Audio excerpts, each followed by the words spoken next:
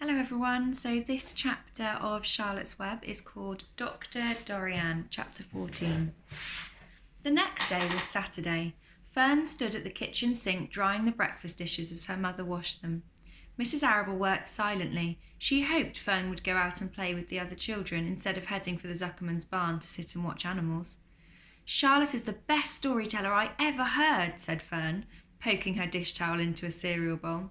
Fern, said her mother sternly, you must not invent things. You know spiders don't tell stories. Spiders can't talk. Charlotte can, replied Fern. She doesn't talk very loud, but she talks. What kind of story did she tell? Asked Mrs. Arable. Well, began Fern, she told me about a cousin of hers who caught a fish in her web. Don't you think that's fascinating? Fern, dear, how would you get a fish into a spider's web? Said Mrs. Arable. You know it couldn't happen. You're making this up. Oh, it happened all right, replied Fern. Charlotte never fibs. This cousin of hers built a web across a stream. One day she was hanging around on the web and a tiny fish leapt into the air and got tangled in the web.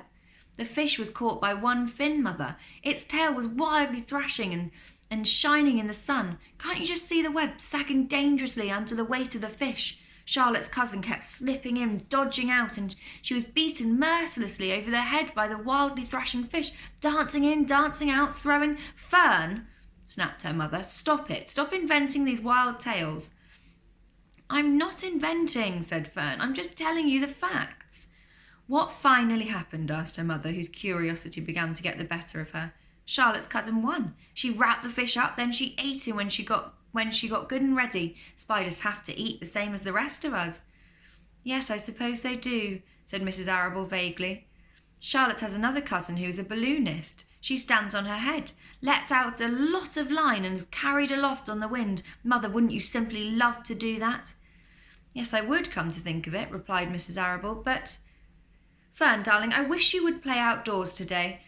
Instead of going to Uncle Homer's barn, find some of your playmates and do something nice outdoors. You're spending too much time in that barn. It isn't good for you to be alone so much. Alone? Said Fern.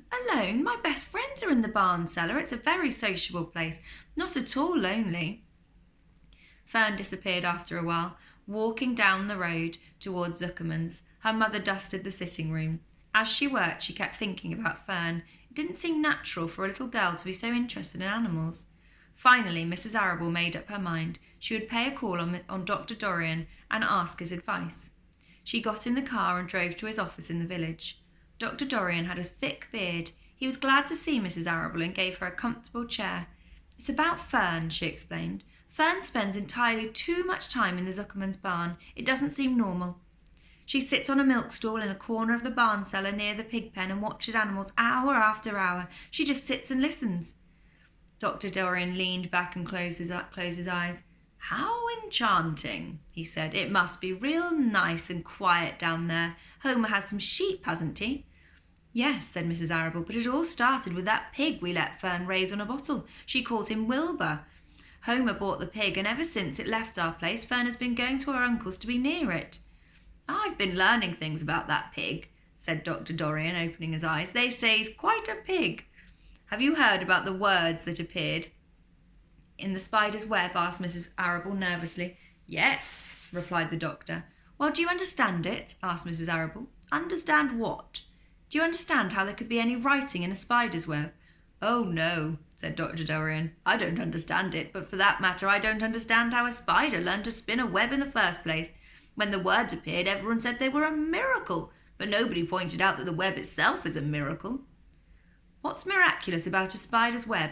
Said Mrs. Arable. I don't see why you say a web is a miracle. It's just a web. Ever try to spin one? Asked Dr. Dorian. Mrs. Arable shifted uneasily in her chair. No, she replied, but I can crochet a doily and I can knit a sock.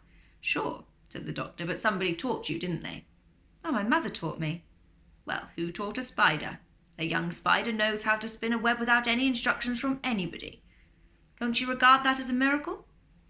Well, I suppose so, said Mrs. Arable. I never looked at it that way before. Still, I don't understand how those words got into the web. I don't understand it, and I don't like what I can't understand. Ah, none of us do, said Dr. Dorian, sighing. I'm a doctor. Doctors are supposed to understand everything, but I don't understand everything, and I don't intend to let it worry me. Mrs. Arable fidgeted. Fern says the animals talk to each other. Dr. Dorian, do you believe animals talk? I never heard one say anything, he replied, but that doesn't prove anything. It's quite possible that an animal has spoken civilly to me and that I didn't catch the remark because I wasn't paying attention. Children pay better attention than grown-ups. If Fern says the animals in Zuckerman's barn talk, I'm quite ready to believe her. Perhaps if people talk less, animals would talk more. People are incessant talkers, I can give you my word on that. Well, I feel better about Fern, said Mrs. Arable. Do you think I need worry about her? Does she look well? Asked the doctor. Oh, yes. Appetite good? Oh, yes, she's always hungry. Sleep well at night? Oh, yes. Then don't worry, said the doctor.